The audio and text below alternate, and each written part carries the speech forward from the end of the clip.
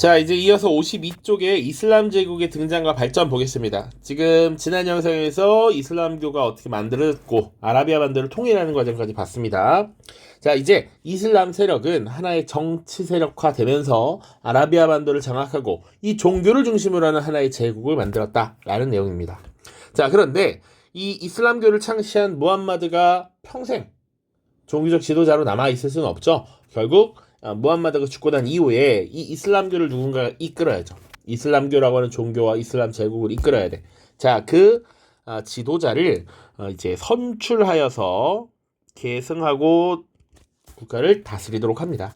그런 지도자를 칼리프라고 표현을 했습니다. 자, 이 칼리프는 기본적으로 정치 뿐만 아니라 종교까지, 사실은 종교가 더 우선이죠. 정치적 지도자임과 동시에 종교적 지도자로서 역할을 하게 되었고요. 칼리프라고 하는 이 호칭 자체가 원래 무엇을 의미하냐면 대리인이라는 의미입니다. 신의 대리인이라는 의미이죠. 대리인으로서 종교와 정치를 주관하도록 했다. 이슬람의 주권자, 주권을 가진 사람이다 라는 표현입니다. 자, 이 이슬람 제국이 만들어졌을 때 수도로서 역할을 했던 도시가 바로 메디나였습니다. 메디나. 자, 그래서 여기 다 수도도 잘 기억을 해두시고요. 간단하게 내용 정리하겠습니다. 무함마드가 죽고 나서 새로운 이슬람 지도자인 칼리프를 선출했다라고 하는 것. 선출의 포인트가 있습니다. 그 뒤에 무슨 왕조는 이제 국가를 사실상 개인의 소유로 보고 그것을 세습하는 모습이 나타나기 때문입니다. 자, 이 정통 칼리프 시대 때 시리아와 이집트 지역을 정복하게 되죠. 지도에서 좀 체크를 해두셔야 됩니다. 시리아와 이집트, 오른쪽에 지도 보시면 지금 오늘날의 이집트 여기, 그리고 시리아 이 지역을 얘기합니다. 이 지역을 지금 정통 칼리프 시대 때 확보했다라는 것이죠.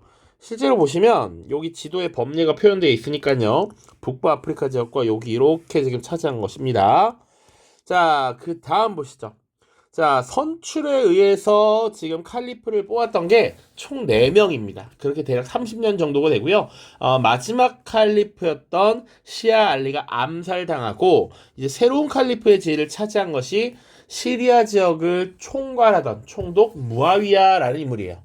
이 무아위야가 권력을 잡은 이후에 그 자녀들에게 자신의 국가, 이 소유로서의 국가를 지금 보여준 것이죠. 그래서 이 이슬람 제국을 자식에게 혹은 동생에게 물려주는 이런 모습들이 나타납니다. 그래서 이 시기를 우마이야 가문에 의한 칼리프직 세습이라고 해서 우마이야 왕조라고 부르고요. 수도 다마스쿠스 잘 기억해 두셔야 됩니다. 자료에 힌트가 다마스쿠스 혹은 아바스 왕조의 바그다드 이렇게 주어질 수 있어요. 자, 그래서 우마이야 왕조 하면 다마스쿠스, 같은 글자가 한 글자씩 겹칠 겁니다. 우마이야 가문이 칼리프 지위를 세습했다라는 것. 자, 그리고 이 시기에 우마이야 왕조가 들어서는 가운데 칼리프의 이런 정통성을 두고 사실은 논쟁이 벌어지게 되죠. 그 과정에서 시아파와 수니파가 분리됩니다. 무함마드의 직계가족, 직계자손만을 정통으로 인정한다. 시아 알리라고 하는 4대 칼리프가 있는데 그 4대 칼리프의 후계, 그 가족들만 정통성을 인정하려는 시아파가 있고요. 그 외에 누구나 신의 계율을 따르면 칼리프가 될 수 있다라고 했던 게 주로 수니파가 됩니다. 자, 그래서 이 우마이야 왕조는 사실상 이제 수니파 국가였다라고 보시면 되고요. 시아파가 소수였습니다. 자, 이 우마이야 왕조 시기를 좀 보면 아라비아 반도에 거주하는 사람들이 이 이슬람 제국의 핵심이라고 볼 수 있죠. 자, 이것이 좀 더 강하게 드러나는 것이 우마이야 왕조 시기입니다. 아까도 얘기했지만 우마이야 왕조가 이 북부 아프리카, 이집트 지역, 시리아 지역까지, 심지어 보면 여기 지금 이 서아시아 지역을 장악하고 있단 말이지. 그런데 여기 있는 다양한 민족들을 포용적으로 받아들이지 못했다라고 하는 것이 이 우마이야 왕조 시기의 한계입니다. 아랍인을 중요시 여겼던 아랍인 우월주의를 채택했고요. 그러니까 주요 관직이나 고위 관직엔 아랍인들이 우선적으로 채용되는 것이야.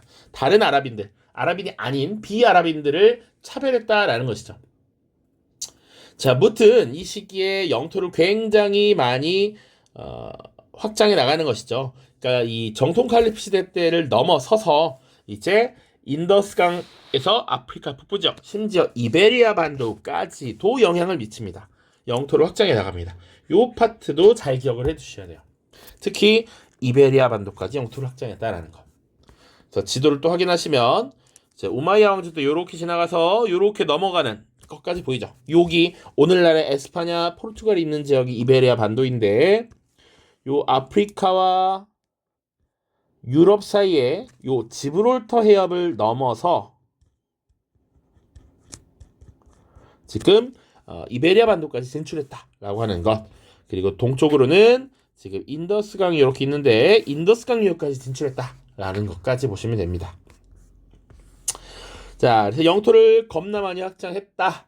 그래서 심지어 유럽으로 지금 진출했기 때문에 더 나아가서 여기 지금 피레네 산맥이 있는데 여기를 넘어서서 지금 유럽 본토까지 진출하려 했는데 당시 유럽의 본토를 장악하고 있었던 프랑크 왕국에게 결국 패배하게 되었죠. 그 전투가 뚜르 푸아티에 전투입니다.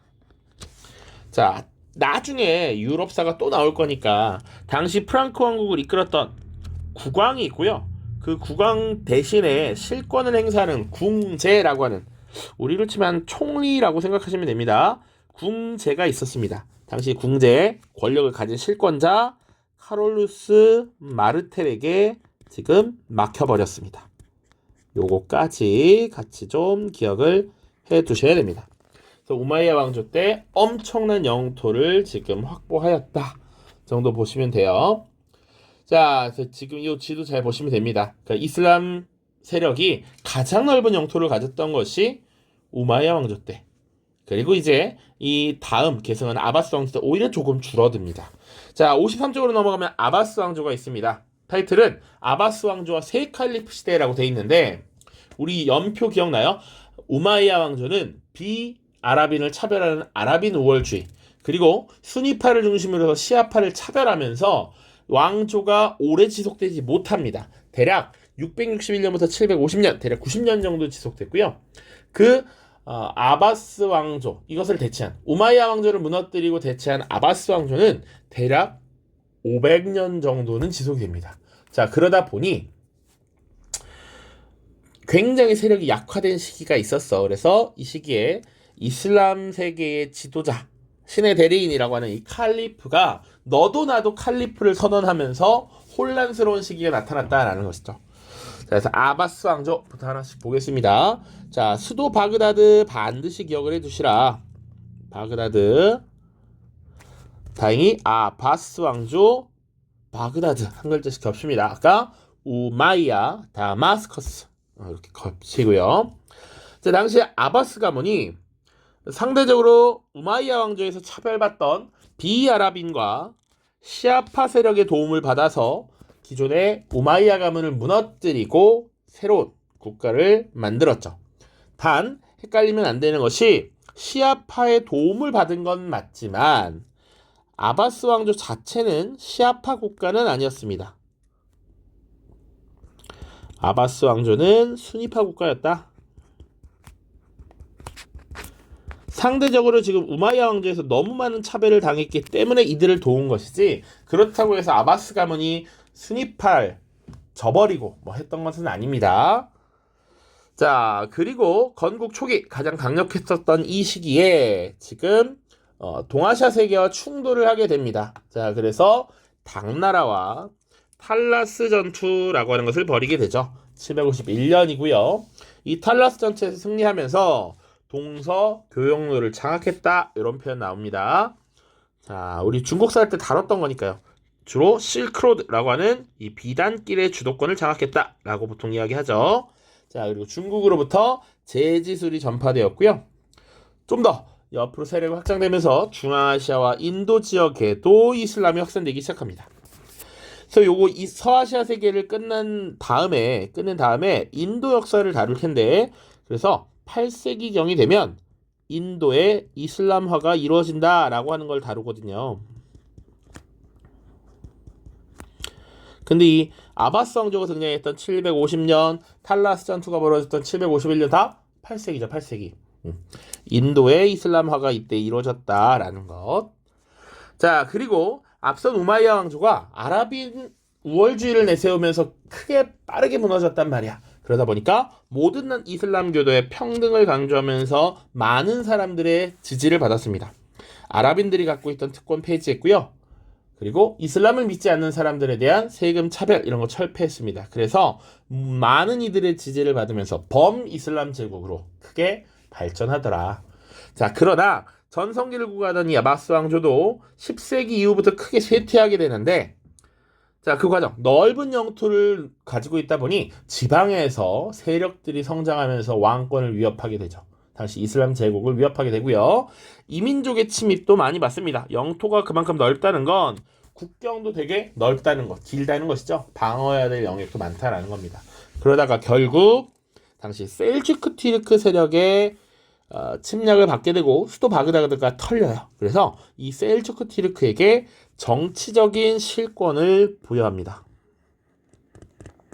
자, 그래서 원래 칼리프라고 하는 것이 종교적 지도자임과 동시에 정치적 지도자였는데, 자, 이 정치적 실권을 부여하면서 셀주크 티르크의 지도자에게 술탄이라고 하는 칭호를 부여합니다. 자, 이 술탄이라고 하는 칭호는 정치적 지도자를 의미하는 거야.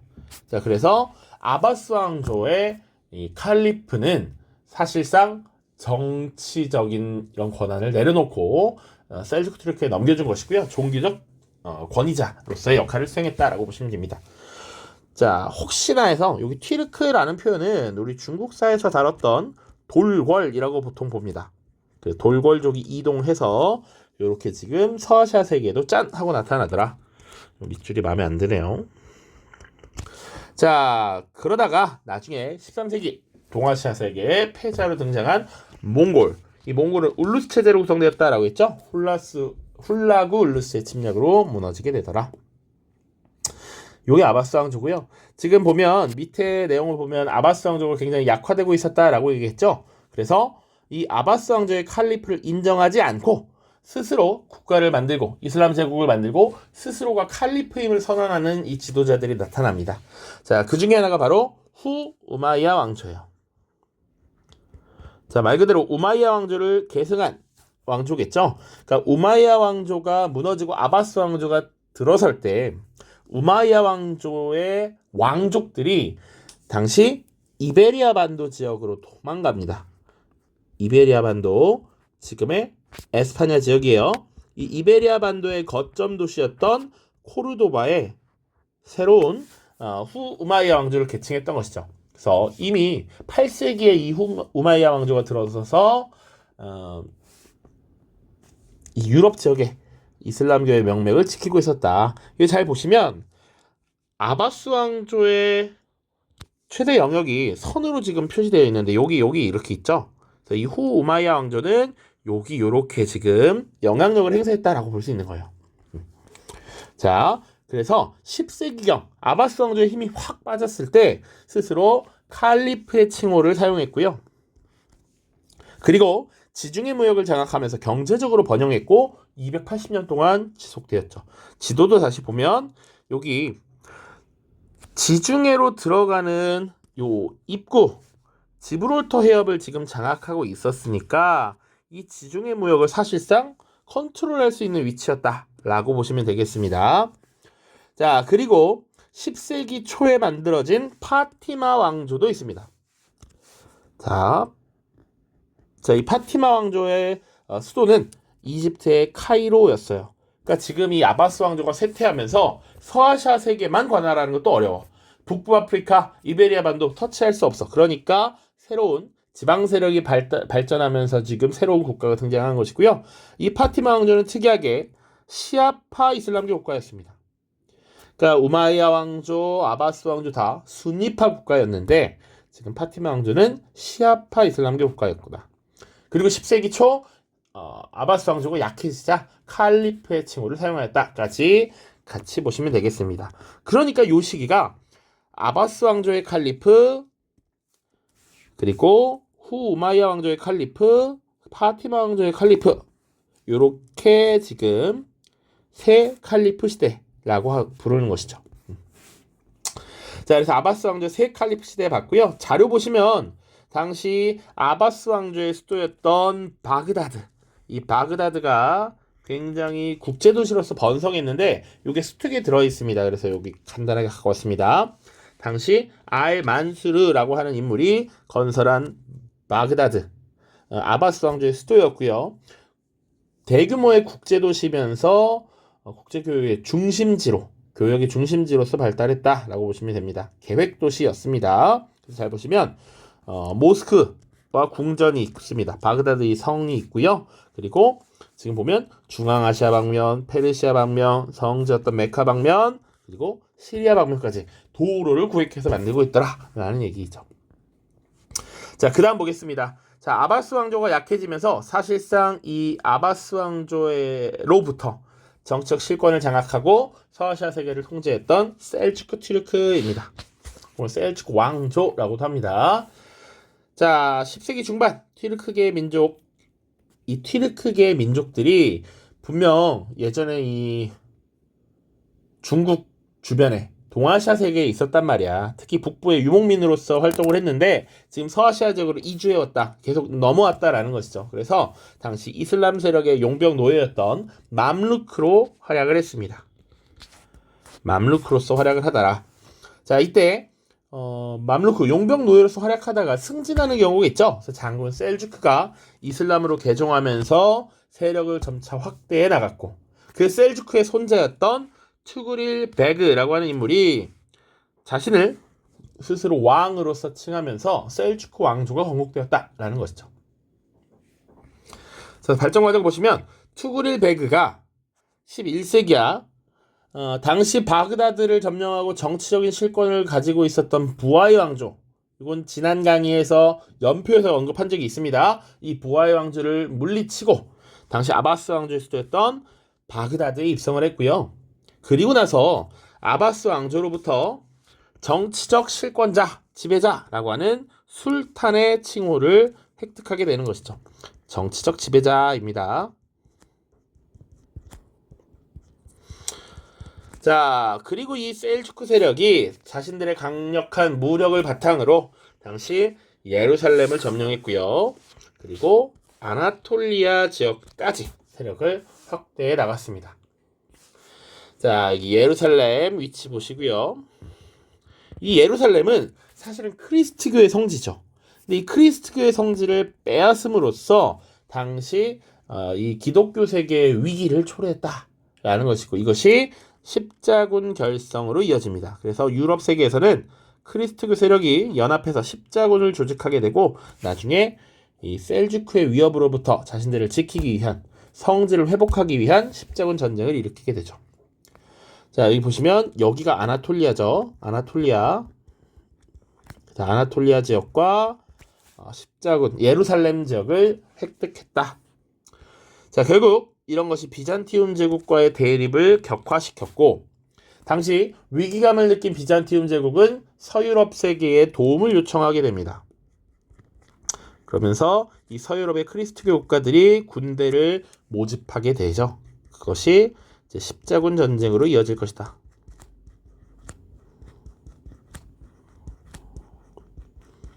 그래서 대략 약 200여 년간의 전쟁이 쭉 지속이 될 겁니다.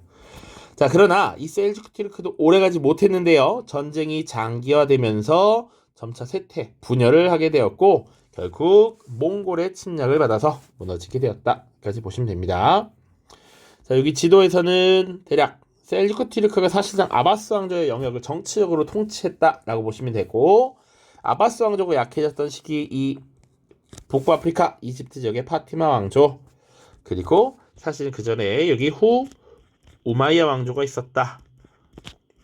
같이 보시면 될 것 같습니다. 자, 셀주크 튀르크와 관련된 자료인데요. 가볍게 읽어보시면 됩니다. 읽어보시면 이 셀주크 튀르크가 아바스 왕조로부터 술탄의 칭호를 받았고, 정치적 실권자가 되었구나. 자, 요 정도 보시면 되겠죠. 동과 서의 술탄으로 선포하였다. 자, 이슬람의 경제와 사회 관련해서 얘기할 것이 많은데 간단하게 보시면 일단 경제.